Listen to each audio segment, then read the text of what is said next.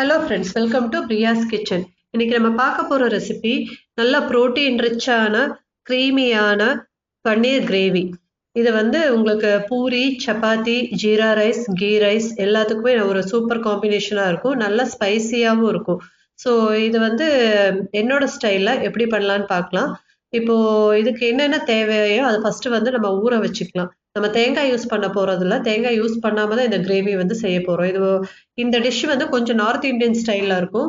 இதுக்கு வந்து நான் ஒரு வாட்டர்மெலன் சீட்ஸ் வந்து ஒரு 2 1/2 ஸ்பூன் அளவுக்கு எடுத்துக்கிறேன்.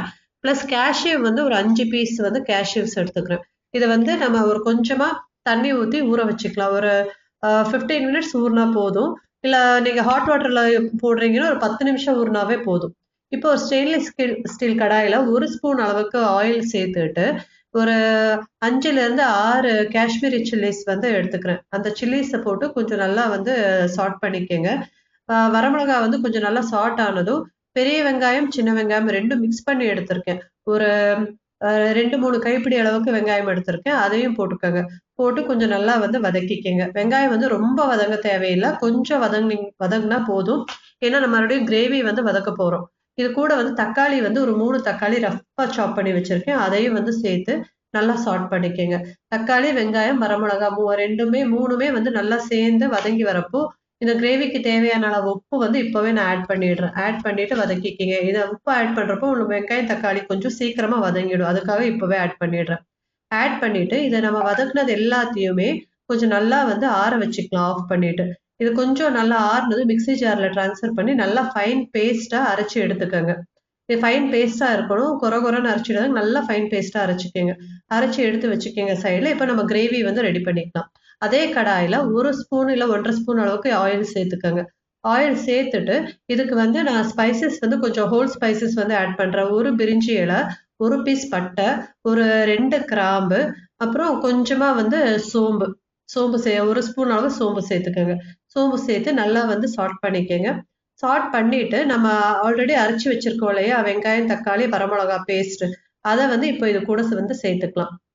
சேர்த்து நல்லா கலந்து விட்டுட்டு அந்த மிக்ஸி ஜார்ல கொஞ்சமா தண்ணி ஊற்றி, நிறைய தண்ணி ஊற்றிடாதீங்க, கொஞ்சமா தண்ணி ஊற்றி மிக்ஸ் பண்ணி அது கூட சேர்த்துக்கோங்க. சேர்த்து நல்லா வந்து கலந்து விட்டுக்கோங்க.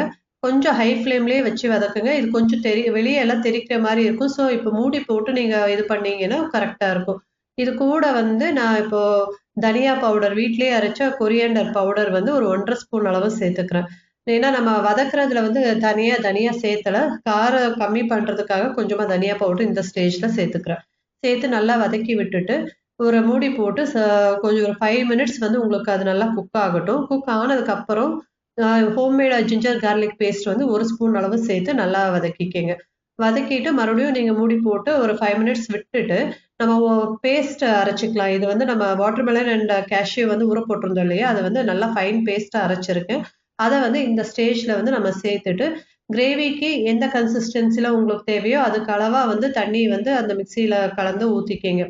உப்பு எல்லாமே நம்ம ஆல்ரெடி ஆட் பண்ணியிருக்கோம். இப்போ ஆட் பண்ண போறதில்ல. இது எல்லாத்தையும் போட்டு மிக்ஸ் பண்ணி மூடி போட்டுட்டீங்கன்னா உங்களுக்கு அது எல்லா எண்ணெயெல்லாம் கொஞ்சம் நல்லா பிரிஞ்சு வரும். பிரிஞ்சு வர ஸ்டேஜ்ல ஹோம்மேட் பன்னீரை வந்து நீங்க சேர்த்துட்டு ஒரு 2லேருந்து 3 நிமிஷம் பாயில் பண்ணீங்கன்னா போதும். உங்களுக்கு சூப்பர் சாஃப்டான பன்னீர் கிரேவி ரெடி ஆயிடும். லாஸ்ட்ல வந்து கொஞ்சமா கசூரி மேத்தி கார்னிஷிங் போட்டீங்கன்னா சூப்பர் டேஸ்டியான கிரேவி ரெடி. இது கூட வந்து நீங்க கொத்தமல்லி தழை சேர்க்கிறதா இருந்தா சேர்த்துக்கலாம். இல்லைன்னா வெறும் கசூரி மேத்தி கார்னிஷிங் போட்டாவே போதும். இந்த வீடியோ உங்களுக்கு பிடிச்சிருந்தா லைக் பண்ணுங்க, ஷேர் பண்ணுங்க, சப்ஸ்கிரைப் பண்ணுங்க. தேங்க்யூ.